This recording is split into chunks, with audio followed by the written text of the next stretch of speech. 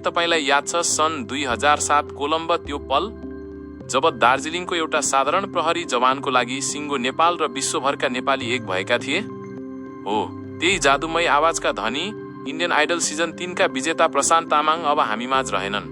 अत्यन्तै दुःखद खबर, 42 वर्षको अल्पायुमै प्रशान्त तामाङको हृदयघातका कारण निधन भएको छ। भारतीय सञ्चार माध्यमका अनुसार अरुणाचल प्रदेशमा एउटा सांगीतिक कार्यक्रम सकेर दिल्ली फर्किएल गत्तै उनलाई स्वास्थ्य समस्या देखिएको थियो। नयाँ दिल्लीको एक अस्पताल पुर्याउँदा चिकित्सकहरूले उनलाई मृत घोषणा गरे। एउटा चम्किलो तारा सधैँका लागि अस्ताएको छ। दार्जिलिङको एउटा मध्यमवर्गीय परिवारमा जन्मिएका प्रशान्तले कोलकाता प्रहरीको जागिरबाट आफ्नो यात्रा सुरु गरेका थिए, तर उनको गन्तव्य अर्कै थियो।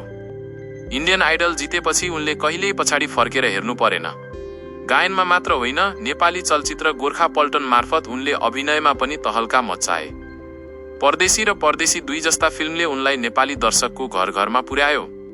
हालै उनले सलमान खानको फिल्म ब्याटल अफ गलवानबाट बलिउडमा समेत पाइला चालेका थिए। प्रशान्तको निधनले कलाकारिता क्षेत्रमा अपूरणीय क्षति पुगेको छ। गायक प्रमोद खरेल र फिल्मकर्मी राजेश घतानी लगायतका धेरै कलाकारहरूले सामाजिक सञ्जालमा भावुक श्रद्धाञ्जली अर्पण गरेका छन्। प्रशान्त केवल एक कलाकार मात्र थिएनन्, उनी नेपाली भाषा र संस्कृतिलाई विश्वस्तरमा चिनाउने एक सच्चा सिपाही पनि थिए। उनको सरलता र मिजासिलो स्वभाव नै उनको पहिचान थियो। जाँदा जाँदै उनले हामीलाई थुप्रै कालजयी गीत र फिल्महरू उपहार दिएर गएका छन्। भौतिक शरीर नरहे पनि प्रशान्त तामाङ हाम्रा यादहरूमा सधैँ जीवित रहनेछन्। हार्दिक श्रद्धाञ्जली प्रशान्त तामाङ। उहाँको आत्माको शान्तिको कामना गरौँ।